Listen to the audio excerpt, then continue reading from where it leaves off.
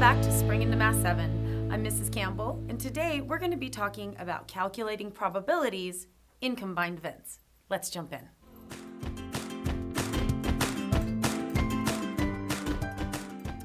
Let's start by taking a look at what are independent events. Let's take a look at our definition here. It says, independent events are events for which the outcome of one event does not affect the outcome of a second event.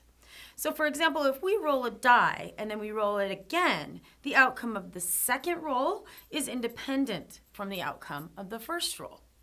So when multiple events occur, we can calculate the probability of these combined events by finding their product if the events are independent. So to determine the probability of two independent events, A and B, that's what we'll be calling them, both occurring, we multiply, that's all it is, just basic multiplication, the probabilities of each of the two events together. So we have the equation here. The probability of event A times the probability of event B equals the probability of event A and B. Let's take a look at an example. Given a fair die and a fair coin, find the following probability. One probabilities. The first one we're going to look at is rolling a 5 and getting tails, so two separate events. And then secondly, we're going to look at rolling an odd number and getting heads. All right, let's start our first example. So since the outcome of rolling the die does not affect, we'll highlight that, rolling the die does not affect the outcome of flipping the coin, these are independent events like we were talking about. So we can determine their individual probabilities and then just multiply them together. So let's take a look.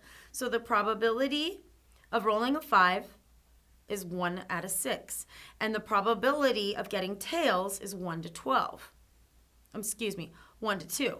So when we multiply them together, we get 1/12.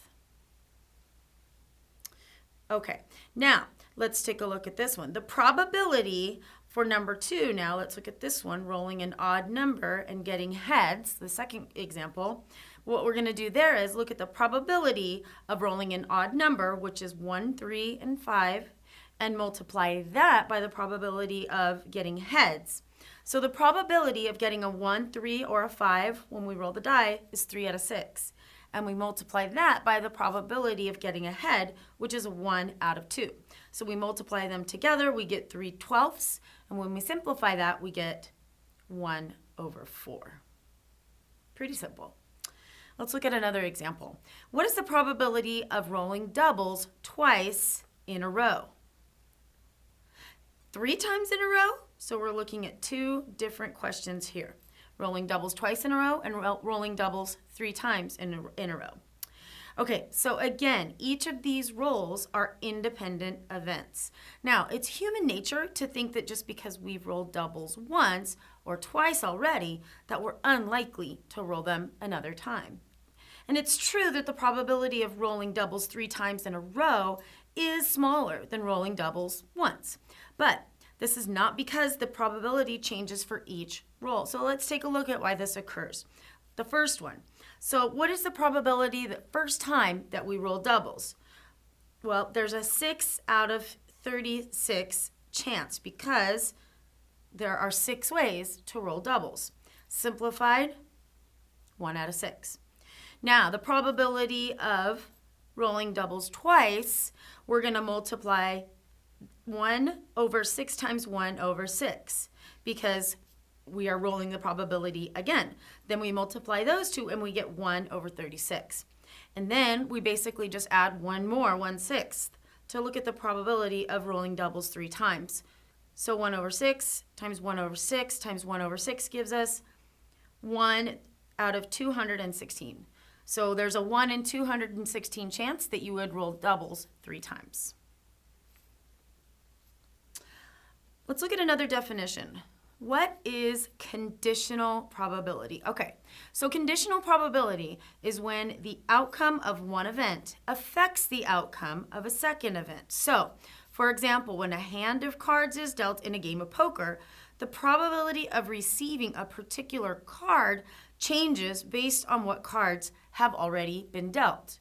So let's take a look at what that looks like in the example. So it says, what is the probability, our question says, what is the probability that you draw an ace from a deck of cards 3 times if each card is replaced, that's important, before the next card is drawn? And then it's asking us, what if each card is not replaced? So there's 2 separate questions here. Let's look at the first solution. Okay, there's 4 aces in a deck of cards. So there's a 4 out of 52, or simplified 1 out of 13 chance of drawing an ace each time a card is selected or drawn.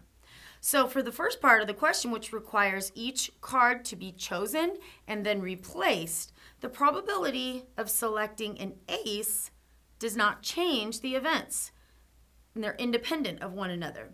So the probability of 3 aces with replacement, or putting that card back, is 1 over 13 cubed, which comes out to 1 out of 2,197 chance. So the second part of the question does not require replacement. We're not going to put that card back. So now the events are not strictly independent. We can, however, determine the probability of an independent event, and we just use multiplication to find the probability of the combined events. So for the first selection, or the first draw, we have 4 aces in the 52 card deck. Now, after an ace is selected, how many cards remain? Well, that's pretty easy. So to determine the probability of selecting 3 aces, we must assume the first selected was, in fact, an ace. So now there's 3 aces remaining in a deck of 51 cards, not 52. Now, after the second ace is selected, there are 2 aces in a deck of 50 cards, because now we've taken 2 out and have not replaced them. So now all we have to do is find the product means multiply, of these probabilities. So we have the probability of drawing 3 aces without replacement, without putting those cards back. First probability is 4 out of 52 for the 1 ace, 3 out of 52 for the second ace, and 2 out of 50 for the third ace. And so all we do here is we simplify each of these to 1 over 13 times 1 over 17 times 1 over 25, and we get 1 out of 5,525. That is the probability of drawing 3 aces in a row. So notice that the probability of selecting an ace diminishes with each selection in this situation because the number of aces in the deck is being reduced. All right, guys, that does it for this lesson. Thanks for joining us, and we'll see you next time. Bye-bye.